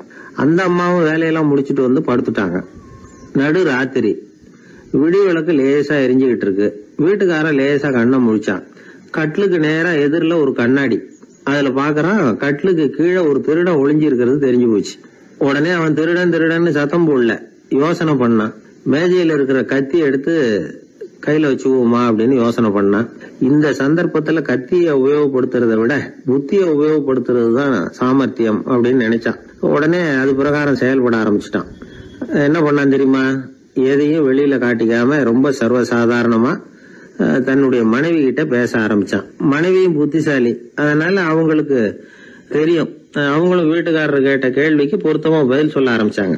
இவன் கேட்டான், இந்த பாரு, நமக்கு குழந்தை பிறந்தா அதுக்கு கிருஷ்ணமூர்த்தின்னு தான் பேர் வைக்கணும் அப்படின்னா. அதெல்லாம் முடியாது. ஆம்பளை பிள்ளையா இருந்தா ஏகாம்பரம், பொம்பளை பிள்ளையா இருந்தா பங்கஜவல்லி, இதுதான் அவங்க மாமனார் மாமியார் பேர், அதுதான் வைக்கணும் அப்படின்னாங்க அந்த அம்மா. அதெல்லாம் முடியாது, நான் முடிவு பண்ணிவிட்டேன் கிருஷ்ணமூர்த்தின்னு கத்துனா அவன். இல்ல ஏகாம்பரம் பங்கஜவல்லின்றது இந்த அம்மா. வாதம் முத்தி போச்சு. கிருஷ்ணமூர்த்தி கிருஷ்ணமூர்த்தி கிருஷ்ணமூர்த்தின்னா அவன். ஏகாம்பரம் பங்கஜவல்லி ஏகாம்பரம் பங்கஜவல்லின்னு இவங்க கத்துறாங்க. ஒரே சத்தமா போச்சு. இத கேட்டதும் பக்கத்து வீட்டுல இருந்தவங்க, எழுத்த வீட்டுல இருந்தவங்க எல்லாம் எழுந்திரிச்சு ஓடி வந்து இவங்க வீட்டு கதவை தட்ட ஆரம்பிச்சுட்டாங்க. தட தடன்னு. இவன் சாவகாசமா எழுந்திரிச்சு போய் கதவை திறந்தான். என்னங்க இந்த ராத்திரி வேலையில எங்களை எல்லாம் ஏன் கூப்பிட்டீங்க, யாருக்கு என்ன ஆச்சு அப்படின்னு கேட்டாங்க. கேட்டது யாருன்னா பக்கத்து வீட்டு கிருஷ்ணமூர்த்தி, எழுத்த வீட்டு ஏகாம்பரம் பங்கஜவல்லி எல்லாரும். அடடே, உங்களை கூப்பிடலீங்க, குழந்தைக்கு பேர் வைக்கிறது சம்பந்தமா எங்களுக்குள்ள சண்டை வந்துட்டுது, அதுதான் விஷயம். வேணும்னா இதை கட்டிலுக்கு அடியில ஒளிஞ்சிட்டு இருக்கிறானே ஒருத்தன், அவனை கூட கேட்டு பாருங்க, அவன் தான் இதுக்கு சாட்சி அப்படிங்கிறான் அந்த ஆளு. உடனே எல்லாரும் விஷயத்த புரிஞ்சுக்கிட்டு திருடனை பிடிச்சி போலீஸ்ல ஒப்படைச்சிட்டாங்களாம். நெருக்கடியான நேரங்கள்ல பதறாம புத்திசாலித்தனமா செயல்படணுங்கிறத தெரிஞ்சுக்கிறதுக்காக இந்த கதை. புத்திசாலித்தனமா செயல்படுற ஒரு குடும்ப தலைவி இருக்காங்க. அவங்க என்ன செய்வாங்க தெரியுமா? எல்லாரும் ராத்திரியானா வீட்டை உள்பக்கமா பூட்டி விட்டு தானே படுப்பாங்க. ஆனா அந்த அம்மா என்ன பண்ணுவாங்கன்னா, வீட்டை வெளிப்பக்கமா ஒரு பூட்டு போட்டு பூட்டி விடுவாங்க. எழுத்த வீட்டுக்காரங்க கிட்ட சொல்லி தினமும் இப்படி பூட்டி விட சொல்றது பழக்கம். ஏங்க அப்படி செய்யறீங்க, திருடன் சுலபமா உள்ளே வந்துடக்கூடாதுங்கிறதுக்காகவா அப்படின்னு கேட்டாங்க. இல்லைங்க, சுலபமா வெளியில போயிடக்கூடாதுங்கிறதுக்காக அப்படின்னாங்க. என்னங்க சொல்றீங்க அப்படின்னு கேட்டாங்க. ஆமாங்க, இவருக்கு அந்த பழக்கம் உண்டு அப்படின்னு தன்னுடைய வீட்டுக்காரரை காட்டினாங்க. பக்கத்து வீடுகள் பத்திரமா இருக்கணுங்கிறதுக்காக தன்னுடைய வீட்டை பூட்டி வைக்கிறது ஒரு பெரிய விஷயம் தானே. நாட்டுல நல்லவங்க ஒருத்தர் 2 பேர் இருக்கிறதுனால தாங்க மழையே பெய்யுது அப்படின்னு சொல்றது உண்டு. நல்லார் ஒருவர் உளரேல் அவர் பொருட்டு எல்லாருக்கும் பெய்யும் மழை. சில சமயம் ரொம்ப பேர் திடீர்னு நல்லவங்களா ஆயிடுவாங்க போல இருக்கு. அதனால தான் விடாம பேய் மழையா கொட்டி தீர்த்துடுது. எல்லாரும் நல்லவங்களாயிட்டா உலகமே தாங்காது போல இருக்க. அப்பப்போ ஒருத்தர் 2 பேர் நல்லவங்களாகணும், அப்பதான் சீரா மழை பெய்யும். மாதத்துக்கு 3 பேர் நல்லவங்களான மாதம் மும்மாரி பொழியும். இதெல்லாம் வேடிக்கை பேச்சு. இப்போ இதெல்லாம் ஒரு பக்கம் இருக்கட்டும். இப்போ விஷயத்துக்கு வருவோம். ஒரு கும்பலில் நல்லவன் யார் அப்படிங்கிறத எப்படி கண்டுபிடிக்கிறது? இதுக்கு ஒரு வேடிக்கை கதை உண்டு. என்னுடைய நண்பர் ஒருத்தருக்கு அவங்க பாட்டியம்மா சொன்ன கதையும் அது. அது என்ன கதைன்னா, ஒரு ஊரில் ஒரு சமயம் பலமான மழை பெய்ய ஆரம்பிச்சுட்டு தான். இடி மின்னல் ரொம்ப கடுமையாக இருந்திருக்குது. ஆரம்பித்த மழை வர வர கடுமையாக ஆகிட்டு இருக்குதே தவிர நிற்கிற பாடாக தெரியல. ஊர் ஜனங்கள்லாம் பார்த்தாங்க. இதுக்கு மேலேயும் வீட்டு உள்ள இருந்தால் ஆபத்துங்கிறத புரிஞ்சுக்கிட்டாங்க. ஏன்னா வீடெல்லாம் இடிஞ்சு விழுந்துருமோங்கிற பயம். உடனே எல்லாரும் புறப்பட்டு ஊருக்கு பொதுவாக இருந்த ஒரு மண்டபத்தில் போய் தங்கிக்கிட்டாங்க. மின்னல் கடுமையாக இருந்தது. இடி எந்த நேரத்துலையும் விழலாம்ங்கிற நிலைமை. எப்போ விழலாம்னு பார்த்துக்கிட்டு இருக்குது. அந்த மண்டபத்தில் இருந்த ஜனங்கள் மனசுக்குள்ள ஒரு பயம். நம்ம கூட்டத்தில் யாராவது ஒரு கெட்டவன் பாவம் பண்ணவன் இருந்தால் கூட இடி வந்து இந்த மண்டபத்தில் விழுந்துரும், அது எல்லாருக்கும் ஆபத்து அப்படின்னு நினச்சாங்க. சரி, இதுக்கு என்ன பண்ணலாம் அப்படின்னு யோசனை பண்ணாங்க. அந்த கூட்டத்தில் ஒரு பெரியவர் இருந்தார். அவர் ஒரு யோசனை சொன்னார். இதை பாருங்க, அதுக்கு ஒரு வழி இருக்குது. அதோ எதிர்த்தாப்புல கொஞ்சம் தூரத்தில் ஒரு உயரமாக மரம் ஒன்று இருக்குது பாருங்க. பொதுவாக இடி வந்து சுலபமாக விழறது அது மாதிரி உயரமான மரத்தில் தான். நம்ம கூட்டத்தில் இருக்கிறவங்க எல்லாரும் ஒவ்வொருத்தராக போய் அந்த மரத்தை தொட்டு விட்டு திரும்பி வந்துடணும். நம்மள பாவம் பண்ணவன் யாரோ அவன் அந்த மரத்தை தொடுற சமயத்தில் இடி விழுந்துடும். அவன் மட்டும் போயிடுவான். மண்டபத்தில் இருக்கிற நாமெல்லாம் பொழைச்சிக்கலாம் அப்படின்னு ஐடியா கொடுத்தார் அந்த பெரியவர். இது நல்ல யோசனையாக பட்டது. எல்லாரும் ஒத்துக்கிட்டாங்க. ஒவ்வொருத்தராக போய் அந்த மரத்தை தொட்டு விட்டு திரும்பி வந்தாங்க. இடி எதுவும் விழலை. இன்னமும் பாவம் பண்ண ஆசாமி அதை போய் தொடலை போல இருக்கு அப்படின்னு நினச்சிக்கிட்டாங்க. ஒவ்வொருத்தராக போகிறாங்க. எல்லாரும் போய் தொட்டுவிட்டு வந்தாச்சு. இன்னும் ஒரே ஒரு ஆசாமி தான் பாக்கி. கடைசியாக இருந்த அந்த ஆள் பயந்துட்டான். இது வரைக்கும் இடி விழலைன்னா இப்போ என்ன அர்த்தம்? இப்போ நாம தான் பாக்கி, நாம தான் தப்பு பண்ண ஆள் போல இருக்கு அப்படின்னு நினச்சிட்டான். அதனால் துணிச்சலாக போய் தொடுறதுக்கு பயந்தான். தயங்கிக்கிட்டே இருந்தான். இருந்தாலும் மற்றவங்கள்லாம் சும்மா இருப்பாங்களா? கட்டாயப்படுத்தி கழுத்தை பிடிச்சி தள்ளாத குறையா அவனை தள்ளி விட்டாங்க. போய் தொட்டுட்டு வாடான்னு. அவன் நடுங்கிக்கிட்டே போய் அந்த மரத்தை தொட்டான். அதே வினாடி ஒரு பயங்கரமான மின்னல் இடி விழுந்துட்டுது. எங்கே விழுந்தது தெரியுமா? அந்த ஆள் மேலே இல்லை, மண்டபத்தில் விழுந்தது. மண்டபத்தில் இருந்தவங்க பூரா காலி. அந்த ஒரு ஆள் மட்டும் பொழைச்சிக்கிட்டான். இந்த ஒரு ஆளை காப்பாற்றுறதுக்காக தான் இடி வந்து மண்டபத்தில் விழாமல் இருந்திருக்குது. இதுதான் கதை. அதனால் நல்லவங்க எப்படியும் தப்பிச்சுக்குவாங்க அப்படிங்கிறது ஒரு நீதி. ஒருத்தன் அப்படி தான் தெருவில் நடந்து போய்கிட்டு இருந்தான். ரொம்ப நல்லவன். எதிரில் ஒருத்தன் சைக்கிளில் வந்துக்கிட்டு இருந்தான். அதில் மோதி இவன் கீழே விழுந்துட்டான். சைக்கிள்காரன் உடனே இறங்கி இவனை தூக்கி விட்டான். இவன் எழுந்திரிச்சு அவனை முறைச்சி பார்த்தான். அப்படி பார்க்காதீங்க சார், நீங்கள் ரொம்ப புண்ணியம் பண்ணியிருக்கீங்க, அதுதான் இப்போ வந்து சைக்கிளில் மோதிக்கிட்டீங்க அப்படின்றான். என்ன அப்படி சொல்கிறேன் நான்? இவன் 10 நிமிஷத்துக்கு முன்னாடி நான் லாரி ஓட்டிகிட்டு வந்தேன், அப்போ நீங்கள் எதிரில் வந்திருந்தீங்கன்னா என்ன ஆயிருக்கும் அப்படின்னானா அவன். வாழ்க்கையில் சில சந்தர்ப்பங்களில் நாம் வந்து சில அவமானங்களை சந்திச்சே தீர வேண்டியிருக்கு. என்ன பண்ணுறது, காலம் அப்படி. அவமானப்படுறவங்க உடனே அடங்கி போய்டுறது தான் உலக வழக்கம். அவமானப்பட்டால் உடனே சீறி எழறவங்களும் உண்டு. ஆனால் அதையே ஒரு சவாலாக எடுத்துக்கிட்டு முன்னுக்கு வர்றவங்களும் சில பேர் இருக்கிறாங்க. அவங்க ரொம்ப அபூர்வம். இன்றைக்கி மனோதத்துவ நிபுணர்கள்லாம் என்ன சொல்கிறாங்க தெரியுமா? அவமானப்பட்டுட்டா உடனே அடங்கி போயிடக்கூடாதான். அதையே ஒரு சவாலாக எடுத்துக்கிட்டு மனசில் ஒரு வைராக்கியத்தோடு முயற்சி பண்ணினா வாழ்க்கையில் எல்லாரும் முன்னேறலாமா. அவமானங்கிறத நாம் வந்து வைராக்கியமாக மாற்றிக்கணும். அதுதான் வெற்றிக்கு வழி. ராமர் வந்து இந்த பூமியில் பிறந்ததே ஒரு வைராக்கியத்தினால தான் சார் அப்படின்னார் ஒருத்தர். எப்படிங்க அது அப்படின்னு கேட்டேன். அவர் சொன்னார், தசரதருக்கு ராமர் வந்து குழந்தையாக வந்து பிறக்கணும், அப்போ தான் இங்கே இருக்கிற கஷ்டங்கள்லாம் நீங்கும் அப்படின்னு சர்வ லோகமும் எதிர்பார்த்துக்கிட்டு இருக்குது. ஆனால் அவர் எப்போ வந்து பிறப்பார் அப்படின்னு யாருக்கும் தெரியல. அந்த காரியம் சீக்கிரம் நடக்கணுமே, அதுக்கு என்ன பண்ணுறது? நாரதர் வந்தார் ஒரு நாள் தசரதரை தேடி. தசரதா, உனக்கு ஒரு செய்தி தெரியுமான்னு ஆரம்பித்தார். அவர் எப்பவும் இப்படித்தானே ஆரம்பிக்கிறது வழக்கம். என்ன விஷயம்னு கேட்டார் தசரதர். தசரதா, நீ அடிக்கடி உன்னோட தேரில் ஏறிக்கிட்டு தேவலோகத்துக்கு போகிற, அங்கே போகிற வர்ற எல்லாம் பண்ணிகிட்ருக்க, எல்லாம் சரி. தேவலோகத்துலேயும் உன்னை நல்லபடியாக தான் வரவேற்கிறாங்க. தேவேந்திரன் உன்னை பிரியமாக அழைச்சிட்டு போய் தன்னுடைய அரியாசனத்திலேயே தனக்கு பக்கத்திலேயே உட்கார வைக்கிறான். நீயும் சந்தோஷமாக உட்காந்து பேசிவிட்டு வந்துடுற. ஆனால் நீ இங்கே வந்ததுக்கு அப்புறம் அங்கே என்ன நடக்குது தெரியுமா உனக்கு அப்படின்னாரான் நாரதர். என்ன நடக்குது எனக்கு ஒன்றும் தெரியலையே அப்படின்னாரான் தசரதர். நாரதர்கிட்ட வந்து கிட்டத்தில் வந்து கேட்டிருக்கார், கொஞ்சம் சொல்லுங்கள் என்னது அப்படின்னு. அவர் நெருங்கி வந்தாராம் நாரதரும். மெதுவாக அவர் காதோட காதாக சொன்னாராம். அதாவது நம்ம பாஷையில் சொல்லப்போனால் பற்ற வைக்கிறார். நீ அங்கே தேவேந்திரங்கிட்ட உட்காந்து பேசிவிட்டு வந்த பிறகு நீ அங்கே உட்காந்துருந்த அரியாசனத்தை தண்ணி ஊற்றி கழுவி சுத்தப்படுத்துகிறாங்க. நீ என்ன அந்த அளவுக்கு சுத்தம் இல்லாத ஆளா, தினம் குளிக்காமையாக இருக்கிற அப்படின்னாராம். தசரதருக்கு இது ரொம்ப அவமானமாக போயிட்டுது. அப்படியே செய்கிறாங்க அப்படின்னாராம். ஆமாம், நீ வேணும்னா நான் சொல்கிறது உண்மையா இல்லையா அப்படின்னு சோதனை பண்ணி பார்த்துக்கோ அப்படின்னாராம் நாரதர். உடனே தசரதர் இதுக்காகவே புறப்பட்டு தேவலோகம் போனார். அங்கே வழக்கம் போலவே இவரை கூப்பிட்டு உட்கார வச்சு பேசிக்கிட்டு இருந்தான் தேவேந்திரன். கொஞ்ச நேரம் பேசிக்கிட்டு இருந்துட்டு சரி நான் கிளம்புறேன்னு புறப்பட்டார். சரி அவனும் வாசல் வரைக்கும் வந்து வழி அனுப்பி வச்சுட்டு உள்ளே போயிட்டான். தசரதர் வெளியில் கொஞ்ச நேரம் மறைஞ்சி இருந்துட்டு மெதுவாக உள்ளே எட்டி பார்த்தார் என்ன நடக்குதுன்னு. நாரதர் சொன்னது உண்மைதான். தசரதர் உட்காந்துருந்த ஆசனத்தை அங்கே 2 தேவர்கள் கழுவி சுத்தப்படுத்திக்கிட்டு இருக்கிறாங்க. தசரதரால் இதை தாங்கிக்க முடியல. அவருக்கு ரொம்ப அவமானமாக போச்சு. நேராக கிடுகிடுன்னு தேவேந்திரங்கிட்டே போனார். நான் உட்காந்துருந்த இருக்கையே சுத்தம் பண்ணுறியே, நான் என்ன அந்த அளவுக்கு பாவியா அப்படின்னு கேட்டார். ரொம்ப கோபமாக கேட்டார். தசரதரே, மனுஷனுக்கு 3 கடன்கள் உண்டு. தேவ கடன், ரிஷி கடன், பித்ரு கடன். இதை தீர்க்காதவன் பாவியாகிறான். இதில் மகனை பெறுவதால் தான் பித்ரு கடன் தீரும். உனக்கு மகன் கிடையாது, அதனால் நீ பாவி ஆகிற. பாவி உட்காந்துருந்த இடம்ங்கிறதுனால அதை சுத்தம் செய்ய வேண்டியது எங்கள் கடமை அப்படின்னு நானாம் தேவேந்திரன். இந்த இடத்துல தசரதருக்கு ஏற்பட்ட அவமானம் ஒரு வைராக்கியமாக மாறிச்சு. தேவேந்திரனே கேட்டுக்கோ, ஒரு மகனை பெற்ற பிறகு தான் இந்த சபையில் மறுபடியும் அடி எடுத்து வைப்பேன் அப்படின்னு சொல்லிவிட்டு போயிட்டாராம். போய் புத்திர காமேஷ் யாகம் பண்ணார். புத்திரர்கள் பிறந்தார்கள்.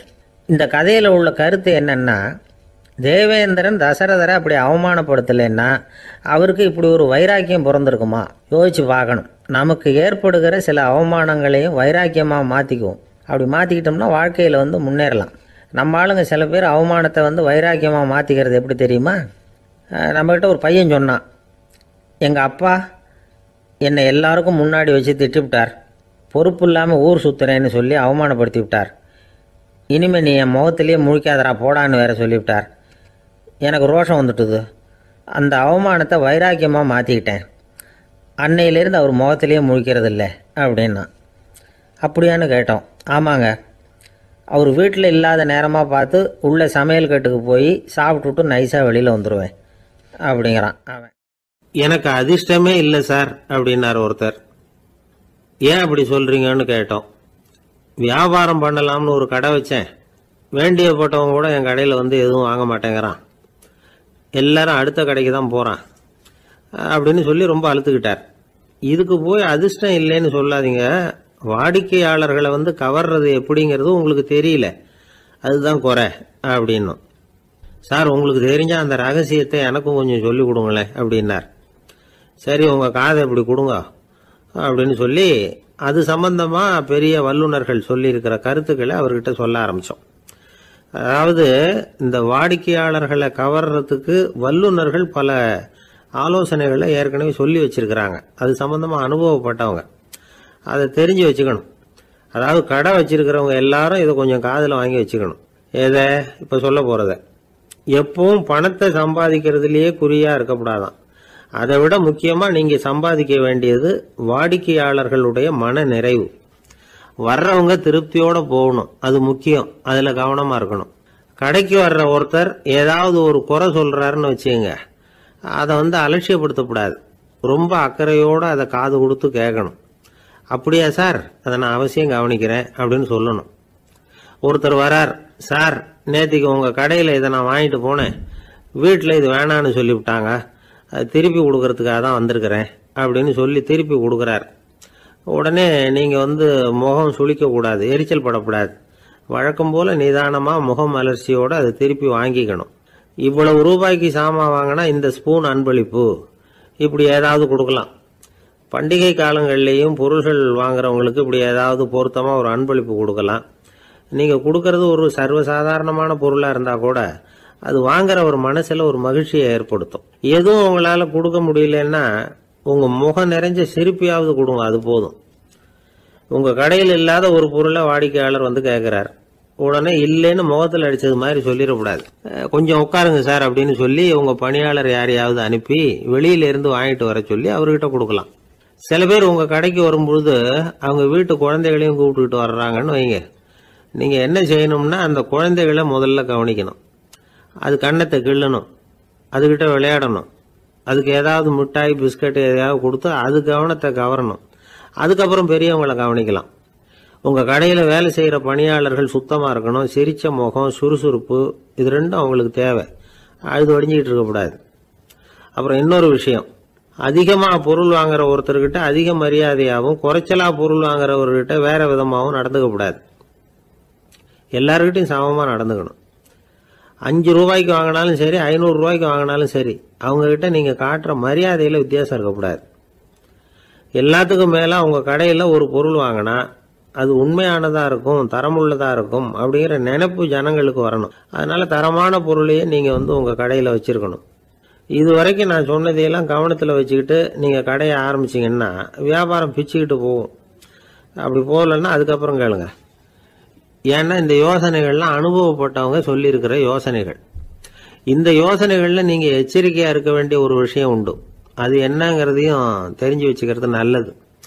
என்னுடைய நண்பர் ஒருத்தர் வந்தார். சார், உங்க யோசனையை கேட்டதுனால நான் ஒரு அறை வாங்கினது தான் மிச்சம்னார். என்ன ஆச்சுன்னு கேட்டேன். எங்க கடைக்கு ஒரு பெரிய அம்மா குழந்தைய தூக்கிட்டு வந்தாங்க சார். உங்க யோசனைப்படி அந்த குழந்தையோட கண்ணத்தை கிள்ளணும்னு முயற்சி பண்ணினேன். திடீர்னு அந்த நேரம் பார்த்து அந்த குழந்தை தலையை குனிஞ்சுக்கிட்டுது.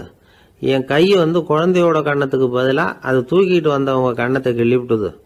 அதுதான் அப்படி ஆயிட்டுது அப்படின்னார் கண்ணத்தை தடவிக்கிட்டே. ஒரு நாள் ஒரு நண்பரை சந்திச்சேன்.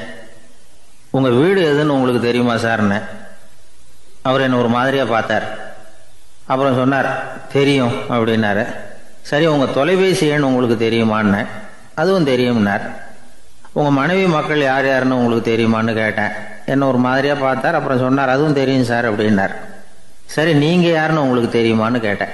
இப்போதான் அவர் முழிக்க ஆரம்பிச்சார். அவர் மட்டும் அப்படி இல்லை, நாம எல்லாருமே அப்படிதான். எதிரில் நிக்கிறது யாருங்கிறது தெரியும், நாம யாருன்னு நமக்கு தெரியாது. உண்மையிலேயே நாம யார்? இந்த கேள்விக்கான பதில தான் வாழ்க்கை பூரா நாம தேடிட்டு இருக்கிறோம். புத்தர் என்ன சொல்றாரு தெரியுமா? நீங்க கடவுளை பத்தி கவலைப்பட தேவையில்லை, உங்களை பத்தின கவலை உங்களுக்கு இருந்தா போதும் அப்படிங்கிறார். நான் யார், எனக்கு ஏன் இந்த கவலை அப்படின்னு உங்களை நீங்களே கேட்டுக்குங்க அப்படிங்கிறார். நாம ஏன் கடவுளை படைச்சோம்? அது ஒரு நழுவல் முயற்சியாம். அதாவது தன்னிடமிருந்து தானே தப்பிக்கிற ஒரு முயற்சியாம். இப்படிதான் அதை சொல்றாங்க அறிஞர்கள்லாம். மக்கள் பொய்யான பிரச்சனைகள்ல ஆர்வமா இருக்கிறாங்க, அதுக்கு தீர்வு காணவும் முயற்சி பண்றாங்க. கடவுளை பத்தி விவாதிக்க எல்லாருக்கும் விருப்பம், தன்னுடைய சுயம் பற்றிய பிரஜையே இருக்கிறது இல்லை. ஆகக்கூடிய விஷயம் என்னன்னா, கடவுள் சமாளிப்புக்கு பயன்படுத்தப்படுகிறார். மனவியல் என்ன சொல்லுது தெரியுமா? கடவுள், சொர்க்கம், மறுபிறவி இதை பற்றிலாம் பேச ஆரம்பிக்கிறவங்க யார் தெரியுமா? போருக்கு போறவன், துன்பத்தில் சிக்கி கஷ்டப்படுறவன், நோய் படுக்கையில் விழுந்தவன், இவங்க தான். நாம் அனுபவத்திலே பார்க்குறோமே இதையெல்லாம். கடவுளை துணைக்கு கூப்பிடுறவங்க யாருன்னு கவனித்து பாருங்க. பரீட்சை எழுத போகிறவன், வேலை தேடி அலையிறவன், பண நெருக்கடியில் இருக்கிறவன், விபத்தில் சிக்கிக்கிட்டவன், இவங்கெல்லாம் தான். தேர்வில் வெற்றி பெற்றதும் அவரை துணைக்கு கூப்பிடுறதில்ல, வேலை கிடைச்சதும் அவர் துணை தேவைப்படுறதில்லை. ஏன் இப்படி? கொஞ்சம் யோசனை பண்ணி பாருங்க. துன்பம் வருகிற போது அந்த துன்பத்தை தவிர்க்க வேண்டிய நிலையில அதிலிருந்து நழுவி போறதுக்காக பிரார்த்தனை தேவைப்படுது. எல்லாம் நல்லபடியா நடக்கிறப்போ பிரார்த்தனை செய்யறதில்லை. புத்தருடைய வழி என்ன தெரியுமா? அந்த வழியில கடவுளும் கிடையாது, பிரார்த்தனையும் கிடையாது. புத்தர் செய்தது இதைத்தான். அதாவது கடவுள்கிட்ட இருந்து மனிதனையும், மனிதன் கிட்ட இருந்து கடவுளையும் அவர் விடுவித்தார். புத்த மதம் என்ன சொல்லுது தெரியுமா? கடவுள் பிரச்சனை அல்ல, மனிதன் தான் உண்மையான பிரச்சனை அப்படின்னு சொல்லுது. உங்களை நீங்க நல்லா தெரிஞ்சுக்கிட்டா போதும், நீங்களே கடவுள் ஆயிடுவீங்க அப்படிங்கிறது தான் புத்த மதம். அதனால நமக்கு தேவை உள்முக பயணம். நான் யார் அப்படிங்கிற கேள்வியோட உள்ள போகணும். அங்க போனாதான் தெரியும் நான் அப்படின்னு அங்க யாருமே இல்லைங்கிறது. இதெல்லாம் புத்தர் சொல்லுகிற ஒரு தத்துவம். தத்துவம்னு சொன்னாவே நமக்கெல்லாம் அதை புரிஞ்சுக்கிறது கஷ்டம்தான். நம்ம பொறுத்த வரைக்கும் தத்துவம்ங்கிறதுல 2 வகை உண்டு. ஒன்று தத்துவம், இன்னொன்று மகா தத்துவம். தத்துவம்னா என்ன தெரியுமா? கேட்குறவங்களுக்கு புரியப்படாது, அதுதான் தத்துவம். மகா தத்துவம் என்னன்னா சொல்றவங்களுக்கும் புரியப்படாது. அந்த வகையில் பார்த்தா இன்று ஒரு தகவலும் ஒரு மகா தத்துவம் தான். ஒரு காடு நல்ல மரம்லாம் செழிச்சு இருந்தது. அப்படிப்பட்ட காட்டில் ஒரு சாது இருந்தார். அவர் எப்படின்னா எப்பவும் ஒரு மரத்தடியில் உட்காந்துருப்பார். ஏன்னா அவருடைய இருப்பிடமே அதுதான். அவர் என்ன பண்ணுவார், 3 கல் வச்சுருந்தார். செங்கல் மாதிரி இருக்கும், ஆனால் அதை விட கொஞ்சம் பெருசாக இருக்கும். எதுக்கு அந்த 3 கல்லுன்னா அதுதான் அவருடைய படுக்கை. அதாவது தூங்குறப்ப ஒரு கல்லை தலைக்கு கீழே வச்சுக்குவார், இன்னொரு கல்லை இடுப்புக்கு கீழே வச்சுக்குவார், இன்னொரு கல்லை காலுக்கு கீழே வச்சுக்குவார். உடம்பை வந்து அப்படியே ஒரு தகட்டால் மூடிக்குவார், அப்படியே தூங்கி போடுவார். மழை பெய்யுதுன்னு வச்சுங்க, அவர் உடம்பு வந்து 3 கல் மேலே இருக்குதா, அதனால் தண்ணி வந்து அடியில் ஓடி போடும், உடம்பு நனையாது. மேலே தகடு இருக்கிறதுனால மழையும் உடம்புல படாது. அவர் தூக்கமும் கிடாது, நிம்மதியாக தூங்குவார். பகலில் அந்த 3 கல்லையும் ஒரு சேர ஒரு அடுப்பு மாதிரி வச்சு அது மேலே உட்காந்துக்குவார். அதனால் பாம்பு பூச்சி எதுவும் அவரை வந்து தொந்தரவு பண்ணுறதில்ல, அது பாட்டுக்கு நடந்து போயிடும். அவர் பாட்டுக்கு நிம்மதியாக இருப்பார். யாராவது எதையாவது கொண்டுகிட்டு வந்து கொடுத்தா அதை வாங்கி சாப்பிடுவார், அவ்வளவுதான். ஒரு நாள் அந்த நாட்டு அரசன் காட்டுக்கு வேட்டையாட வந்தான். அந்த வழியாக வந்தப்போ இந்த சாது படுத்துருக்கிறத பார்த்தான், பரிதாபப்பட்டான். ஐயோ பாவம், இவர் இப்படி இந்த கல் மேலே உடம்ப வச்சுக்கிட்டு தூங்குறாரு, என்ன பாடுபடுவார், இவரை நாம் வந்து அரண்மனைக்கு அழைச்சிட்டு போய் சுகமாக நிம்மதியாக இருக்கிறதுக்கு வழி செஞ்சு கொடுப்போம், அது ரொம்ப நல்லாயிருக்கும் அப்படின்னு நினச்சான். அப்படி நினச்சிக்கிட்டே அரண்மனைக்கு வந்துட்டான். அதுக்கப்புறம் ஒரு பல்லக்கையும் 2 சேவகர்களையும் காட்டுக்கு அனுப்பி அந்த சாதுவை மெதுவாக இங்கே அழைச்சிட்டு வந்துடுங்க அப்படின்னு சொல்லி அனுப்பி வச்சான். இவங்க போய் அவர்கிட்ட விவரத்தை சொன்னாங்க. எனக்கு என்னத்துக்கு அரண்மனை வாசம் அப்படின்னார். இருந்தாலும் மன்னர் உத்தரவு, நீங்கள் அவசியம் வரணும் அப்படின்னாங்க இவங்க. சரின்னு சொல்லிவிட்டு வேறு வழி இல்லாமல் புறப்பட்டார். புறப்படும் பொழுது என்ன பண்ணாருன்னா, மறக்காமல் அந்த 3 கல் ஒரு தகடு அதையும் எடுத்து பல்லக்கில் வச்சுக்கிட்டார். என்னத்துக்கு இதையெல்லாம் எடுத்து வைக்கிறாரு அப்படின்னு சொல்லி அவங்க யோசனை பண்ணாங்க. இருந்தாலும் அதை பற்றி ஒன்றும் கேட்கல. பேசாமல் அவரை அழைச்சிட்டு போய் அரண்மனையில் விட்டுட்டாங்க. அரசன் ஓடி வந்தான், வரவேற்றான், அறுசுவை உணவு படைத்தான். அவர் படுக்கிறதுக்கு தங்க கட்டில், பட்டு மெத்தை, இப்படி எல்லாம் ஏற்பாடு பண்ணி வச்சான். இங்கே படுத்து ஓய்வு எடுத்துங்க அப்படின்னு சொல்லிவிட்டு அவன் பாட்டு போயிட்டான். மறுநாள் காலையில் வந்து பார்க்குறான், சாது படுத்துருக்கிறார். எப்படி தெரியுமா? அந்த பட்டு மெத்தை மேலே 3 கல்லையும் வச்சு வழக்கம் போலவே அது மேலே படுத்துருக்கிறார், அதுக்கு மேலே தகடு. அரசன் பார்த்துட்டு அதிர்ச்சி ஆயிட்டான். என்ன சுவாமி இப்படி அப்படின்னா, சாது சொன்னார், எனக்கு வந்து தேவையும் இல்லை குறையும் இல்லை, எல்லா இடத்துலையும் எனக்கு ஒரே மகிழ்ச்சி தான் அப்படின்னார். மகிழ்ச்சிங்கிறது தங்க கட்டிலேயோ பட்டு மெத்தையிலேயோ இல்லை, அது வந்து மனசில் இருக்கிற ஒரு விஷயம். உண்மையான மகிழ்ச்சிக்கு வழி வந்து மனப்பக்குவம் அப்படிங்கிறது அந்த அரசனுக்கு புரிஞ்சுதான். இந்த காலத்தில் ஒரு சாமியார், அவரை தேடி ஒரு சீடன் வந்தான். என்னாச்சு தெரியுமா? சுவாமி, எனக்கு நிம்மதி வேணும், அதுக்கு என்ன வழின்னு கேட்டான். சாமியார் நிமிர்ந்து பார்த்தார். அப்புறம் சொன்னார், நீ ஏகப்பட்ட பேர்கிட்ட கடன் வாங்கியிருக்கிற, அதையெல்லாம் திருப்பி கொடுத்தாதான் உனக்கு நிம்மதி கிடைக்கும்னார். இவனுக்கு ஆச்சரியம். அது எப்படி சாமி, அவ்வளவு கரெக்டாக நான் கடன் வாங்கினதை கண்டுபிடிச்சிங்க அப்படின்னா, உனக்கு கடன் கொடுத்து சாமியாராக போனதே நான் தான்ப்பா, அதனால தான் இந்த கதிக்கு வந்தேன். என்கிட்டயே வந்து நிம்மதிக்கு வழி கேட்குறிய, அதுதான்டா வேதனை அப்படின்னாராம் அவர். ஒரு பள்ளிக்கூடம், அதில் வசதியான வீட்டுக்குள்ள ஒருத்தன் படிச்சுக்கிட்டு இருந்தான். இன்னொரு ஏழை பையனும் அங்கே படிச்சுக்கிட்டு இருக்கிறான். இவங்க 2 பேரும் ஒரே தெருவில் தான் இருக்கிறாங்க. பணக்கார வீட்டு பையன் பங்களாவில் இருந்தான். அவனுக்கு வேலை செய்யறதுக்காக சில வேலை ஆட்கள் உண்டு.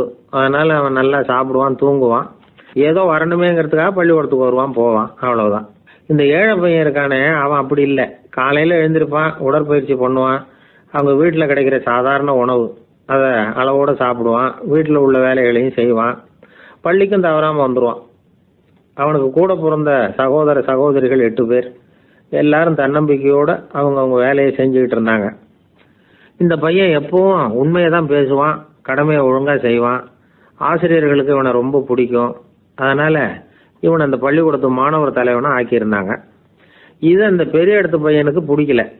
மாணவர் தலைவனுக்கு பணிஞ்சு போகிறதுக்கும் அவனுக்கு விருப்பம் இல்லை. ஒரு நாள் வகுப்பில் ஆசிரியர் எல்லா மாணவர்களுக்கும் ஒரு வேலை கொடுத்தார்.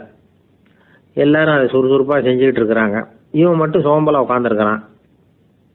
ஆசிரியர் அந்த பக்கமாக வந்தார், இதை பார்த்துட்டார். உடனே மாணவர் தலைவனா இருக்கிற அந்த ஏழை பையனை கூப்பிட்டார். இந்த பாருப்பா, ஏன் அந்த பையன் இப்படி சும்மா உட்காந்துருக்கிறான், என்னன்னு விசாரிச்சு சொல்லு அப்படின்னு சொல்லிவிட்டு உள்ள போயிட்டார். இவன் மெதுவா போய் அவன்கிட்ட விசாரிச்சான், ஏன் இப்படி சோர்ந்து போய் உட்காந்துருக்கிற அப்படின்னு. அவன் ரொம்ப அலட்சியமா அவனை திரும்பி பார்க்கறான். என்னோட சிரமம் உனக்கு என்ன தெரியும், வீட்டில் என்னுடைய சௌகரியங்களை கவனிக்கிற வேலையாட்கள் 2 பேரும் இன்னைக்கு வேலைக்கு வரல, அதனால என்னோட வேலையெல்லாம் நானே கவனிக்கிற மாதிரி ஆயிட்டுது, அதனால சோர்ந்து போயிட்டேன் அப்படின்னு நான். அப்புறம் கேட்டிருக்கான், அது சரி, உன்னுடைய வீட்டில் உன்னுடைய வேலைக்காரங்க வராத போது நீ எப்படி சமாளிக்கிற அப்படின்னு கிண்டலா கேட்டிருக்கான். அதாவது இவன் ஏழைங்கிறதையும் இவன் வீட்டில் வேலை செய்யறதுக்கு யாரும் இல்லைங்கிறதையும் இப்படி சொல்லி கிண்டல் பண்றான். இந்த ஏழை பையனுக்கு இது புரிஞ்சுது, மனசு வேதனை போட்டுது. இருந்தாலும் வெளியில காட்டிக்காம சிரிச்சுக்கிட்டே சொன்னானா, எனக்கு அந்த கவலையே கிடையாது, என்னுடைய உதவிக்கு நான் நினைச்ச உடனே என்னுடைய காரியத்தை செய்யறதுக்கு 8 பேர் எப்பவும் தயாரா இருப்பாங்க அப்படின்னு நானு. இவன் இப்படி சொன்னதும் அவனுக்கு ஒரு மாதிரி ஆயிட்டுதான், தலையை குனிஞ்சுக்கிட்டே போயிட்டான். உள்ளே உட்கார்ந்துருந்த ஆசிரியர் காதுல இது விழுந்தது. உடனே இந்த ஏழை பையனை உள்ள கூப்பிட்டு போனாரு, கேட்டாரு, என்னப்பா இப்படி சொல்ற, இவன் பொய் சொல்ல மாட்டாங்கிறது அவருக்கு தெரியும், அவனை சமாளிக்கிறதுக்காக இப்படி ஒரு பொய்யை சொல்லியிருப்பாங்கிறதையும் அவரால் ஏத்துக்க முடியல. ஏன்பா நீ நினைக்கிற காரியத்தை செய்ய 8 பேர் தயாரா இருக்கிறதா சொன்னிய, உன்னுடைய சகோதர சகோதரிகளை குறிப்பிட்டு அப்படி சொன்னியா அப்படின்னு கேட்டார். இல்லைங்க ஐயா, நான் அவங்கள குறிப்பிட்டு அப்படி சொல்லலைன்னா. அப்படின்னா பொய் சொன்னியா, இந்த சின்ன விஷயத்துக்கு அப்படி பொய் சொல்லலாமான்னார். ஐயா நான் பொய்யும் சொல்லலைன்னா. இவன் அப்படின்னா நீ சொன்னதுக்கு என்ன அர்த்தம்னார். இப்போ அந்த பையன் சொல்றான், ஐயா நான் நினைக்கிறத செய்து முடிக்க என் கூட இருக்கிற அந்த 8 பேர் யாருன்னா 2 காலு 2 கை வாய் மூக்கு கண்ணு காது ஆக மொத்தம் 8. இவங்க தான் அந்த வேலை ஆட்கள். நான் சொல்றதை செய்யறதுக்கு, நான் சொல்றதை கேட்கறதுக்கும் செய்யறதுக்கும் அவங்க எப்பவும் தயாரா இருக்காங்க. அந்த அளவுக்கு என்னுடைய பயிற்சிகள் பழக்க வழக்கங்கள் மூலமா அவங்கள நல்ல நிலைமையில வச்சிருக்கிறேன் அப்படின்னா. இந்த கதையை சுவாமி சின்மயானந்தர் சொல்றது வழக்கம். இயற்கை நமக்கு கொடுத்திருக்கிற வேலையாட்கள் இந்த 8, இவங்களை நல்ல முறையில வச்சிருந்து வேலை வாங்க வேண்டியது நம்முடைய கடமை. அந்த கடமையை ஒழுங்கா செஞ்சுக்கிட்டு வந்தா வாழ்க்கையில வெற்றி நிச்சயம், இல்லைன்னா குழப்பம்தான். புத்தி சரியா இல்லைன்னா இந்த வேலையாட்கள் நாம சொல்றத கேட்க மாட்டாங்க. ஒருத்தன் குடி போதையில தள்ளாடி தள்ளாடி போய் ஒரு மரத்துல முட்டிக்கிட்டானா, தலையில கட்டு போட்டுக்கிட்டு மறுநாள் வந்திருக்கான். ஏன்டா இப்படி பண்றேன்னு கேட்டிருக்காங்க. நான் ஒதுங்கி போன்னு தான் சொன்னேன், அது கேட்கல அப்படின்னு இருக்கான். எது கேட்கல, உன்னோட காலா அப்படின்னு கேட்டிருக்காங்க. இல்லைங்க அந்த மரம் அப்படின்னு. நானும் எப்படின்னா, ஒரு 600 வருஷத்துக்கு முன்னாடி மனுஷனுக்கு இருந்த நெருக்கடி இருக்கு பாருங்க. ஒரு 600 வருஷத்துக்கு முன்னாடி மனுஷனுக்கு எவ்வளவு நெருக்கடி இருந்ததோ அது போல் 40 பங்கு இப்போ அதிகமாயிட்டு தான் கண்டுபிடிச்சி சொல்லியிருக்கிறாங்க. அவ்வளவு நெருக்கடிக்கு மத்தியில் நாம் வாழ்ந்துக்கிட்டு இருக்கிறோம். ஒரு 600 வருஷத்துக்கு முன்னாடி என் தலையில் 1 கிலோ வச்சுக்கிட்டு நின்னேன்னு வைங்க, இப்போ 40 கிலோ வச்சுக்கிட்டு நிற்கிறேன். அப்படி ஒவ்வொரு மனுஷனுக்கும் வாழ்க்கையில் நெருக்கடி அதிகமாக போச்சு. இப்போ இந்த நெருக்கடியில் முன்னாடிலாம் யாரோ ஒருத்தர் தான் தியானம் பண்ணுவாங்க. தியானம்னா ஒருத்தர் 2 பேர் காட்டுக்கு போய் தியானம் பண்ணிகிட்டு இருப்பாங்க 600 வருஷத்துக்கு முன்னாடி. இப்போ வீட்டுக்கு வீடு தியானம் நடக்குது. ஏன்னா அந்தளவுக்கு வாழ்க்கையில் ஒரு நிம்மதி வேணும் அப்படின்னு சொல்லி பண்ணிட்டாங்க. அதுக்கு தான் இயற்கை கொடுத்துருக்கிற ஒரு இயற்கையான வைத்தியம்தான் சிரிப்புங்கிறது. இதை பற்றி பெரியவங்கள்லாம் இப்போ ஆராய்ச்சி பண்ணிகிட்டு இருக்கிறாங்க. சிரிப்புங்கிறது நாம் பிறந்து ஒரு 6 மாதத்தில் தான் முதல் தடவையாக விவரமாக சிரிக்க ஆரம்பிக்கிறோமா. நம்ம பிறந்து 6 மாதத்துக்கு, அதாவது முதல் தடவை சிரிக்க ஆரம்பிக்கிறது ஒரு 6ஆவது வாரம், 1.5 மாதத்தில் தான் குழந்தை வந்து விவரமாக சிரிக்க ஆரம்பிக்குது. அப்புறம் அப்படியே சிரிக்க ஆரம்பிக்கிறோமா. அதெல்லாம் இப்போ கணக்கு எடுத்துருக்குறாங்க. ஒரு குழந்தை ஒரு நாளைக்கு 200 தடவை சிரிக்குதான் ஒரு குழந்தை. பெரியவங்கள்லாம் 15 தடவை சிரிக்கிறாங்களாம். 200 தடவை சிரிச்சுக்கிட்டு இருந்த நாம் அப்படியே குறைஞ்சி 15 ஆகிட்டு. அதனால தான் இருதய நோயெல்லாம் வருது, ஹார்ட் அட்டாக்லாம் வருதுன்னு கண்டுபிடிச்சிருக்கிறாங்க. 200 சிரிப்புக்கு வந்து அது வந்து இயல்புத்தன்மை, மனுஷனுடைய இயல்புத்தன்மை சிரிக்கிறது. அதுக்கு ஜோக்கே தேவைப்படாது. ஆனால் இப்போ காலங்காலமாக நாம் என்ன போதிக்கப்பட்டு வந்திருக்கிறோம்னா, சிரிப்புங்கிறது ஒரு பாவமான செயல்.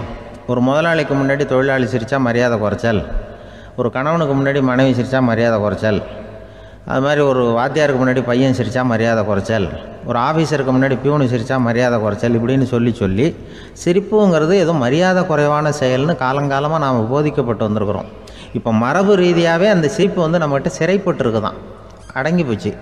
அந்த சிறைப்பட்டிருக்கிற சிரிப்பை வெளியில் கொண்டு வர்றதுக்கு தான் ஜோக்குன்னு ஒரு சாவியை போட வேண்டியிருக்கு. வேறு இந்த ஜோக்குக்கும் சிரிப்புக்கும் சம்மந்தம் இல்லை. அதை ஏற்கனவே இருக்கிறத வெளில கொண்டு வரதுக்கு ஒரு சாவி மாதிரி உபயோகப்படுதுன்னு இப்போ அதை பற்றி ஆராய்ச்சி பண்ணுறவங்களாம் சொல்கிறாங்க. ஏன்னா சிரிப்புக்கு ஜோக்கு தேவைப்படாது. இப்போ ஒரு குழந்தை தொட்டிலில் படுத்துருக்குன்னு வைங்களேன், குழந்தை தொட்டிலில் இருக்குது, அது முகத்துக்கிட்ட போய் ஒரு கிளுகிழுப்பை ஆட்டுங்க சிரிக்கும். அந்த கிளுகிழுப்பை சத்தமே சிரிக்க வைக்கிறதுல அதுதான் மனுஷனுடைய இயல்புத்தன்மை. அது என்ன ஜோக்காது, சத்தம்.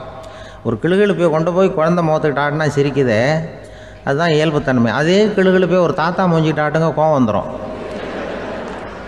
அடிக்க வருவார். என்னடா விளையாட்டு இது அப்படிம்பார்.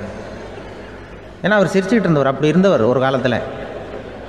ஒரு கிளுகிழுப்பைக்கு சிரித்தவர் ஒரு காலத்தில் இப்போ கோவப்படுறாருன்னா அந்த அளவுக்கு நம்ம மாறி போயிட்டே வந்துக்கிட்டு இருக்கிறோம். அதனால் அந்த இயல்புத்தன்மை மாறாமல் இருக்கணுங்கிறது ரொம்ப முக்கியம். அதுக்காக எல்லோரையும் குழந்தையாக்க முடியாது. மனுஷன் எல்லோரும் இனிமேல் வயசுங்கிறது கூட ஆகிட்டே தான் இருக்கும். அதுக்காக குறைச்சிக்கிட்டே போக முடியாது. அதுக்கு யாராவது மருந்து கண்டுபிடிச்சா தான் உண்டு. ஆனால் ஒருத்தர் மருந்து கண்டுபிடிச்சாராம், சொல்லுவாங்க. ஒரு டாக்டர் ஒரு மாத்திரை கண்டுபிடிச்சாராம். ஒரு மாத்திரை சாப்பிட்டா ஒரு வயசு குறையும், ஒரு மாத்திரை சாப்பிட்டா ஒரு வயசு குறையும் அப்படின்னு ஒரு மாத்திரையை கண்டுபிடிச்சிருக்காரு. ஒரு பாட்டி அம்மா, 90 வயசு பாட்டி, அது போயிருக்கு. அதே டாக்டர்கிட்ட போய், ஐயா எனக்கு ஒரு பாட்டில் மாத்திரை கொடுங்க, இந்த வயசு குறையிற மாத்திரை அப்படின்றது. அவர் ஒரு பாட்டில் கொடுத்தார் மாத்திரை. பாரும்மா பாட்டியம்மா, ஒரு மாத்திரை சாப்பிட்டா ஒரு வயசு குறையும், எடுத்துகிட்டு போகணும்னு கொடுத்துருக்காரு டாக்டர். இந்த 90 வயசு பாட்டி எடுத்துகிட்டு வீட்டுக்கு வந்துட்டு மறுநாள் அதே டாக்டர்கிட்ட போயிருக்கு. 30 வயசு பொண்ணாக போச்சான். 30 வயசு பொண்ணாக மாறி அதே டாக்டர்கிட்ட போயிருக்கு. இடுப்பில் ஒரு கை குழந்தை, அது சட்டை கிட்ட போடாமல் கட்டவரில் வாயில் வச்சுட்டு உட்காந்துருக்கு. நேராக டாக்டர்கிட்ட போய், டாக்டர் நேற்று வந்தேன், ஏதோ ஒரு மாத்திரை சாப்பிட்டா ஒரு வயசு குறையுன்னீங்க, நான் ஏதோ ஒரு ஆர்வத்தில் ஒரு 30-40 மாத்திரை சாப்பிட்டேன், இப்படி ஆகிட்டேன் அப்படின்னு. இப்போ டாக்டர் சொல்லியிருக்காரு, இதுக்கு ஏமா வருத்தப்படுற, எல்லோரும் வயசு குறையணும்னு தான் நினைக்கிறாங்க, உனக்கு வயசு குறைஞ்சிட்டுது, நீ சந்தோஷப்படு, இதுக்கே மறுபடியும் என்னகிட்ட வந்திருக்கிற அப்படின்னாரான் டாக்டர். அப்போ அந்த அம்மா சொல்லித்தான், அதை என்னை பற்றி பரவாயில்ல டாக்டர், என் இடுப்பில் பாருங்கள் கை குழந்தை, இது சட்டை கிட்ட போடாமல் உட்காந்துருக்கு, கட்டவரில் வாயில் வச்சுட்டு உட்காந்துருக்கு, இது ரொம்ப ஆர்வத்தில் ஒரு 70 மாத்திரையை சாப்பிட்டு விட்டுது, இது என் வீட்டுக்காரரு. இவர் இடுப்பை விட்டு கீழே இறங்க மாட்டேங்கிறாரு. நான் எதையாவது கொடுத்து இனிமேதான் வயசை கூட்டி இறக்கி விடுவேன் டாக்டர் அப்படின்னு தான்.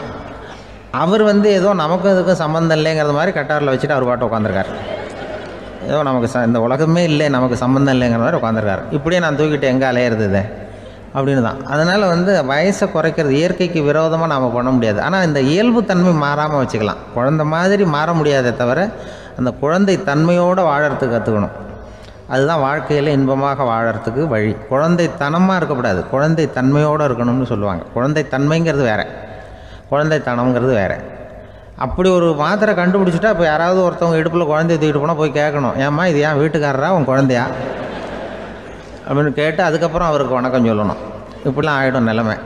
இயற்கையை நம்ம மாற்ற முடியாது, அதுக்கு தகுந்தாப்புல தான் நாம் பண்ணணும். குழந்தை தன்மையோடு வாழறதுக்கு குடும்பத்தில் குழந்தை தன்மைங்கிறது எப்படின்னா, இப்போ ஒரு சில பேருக்கு அந்த குழந்தைத்தன்மை உண்டு.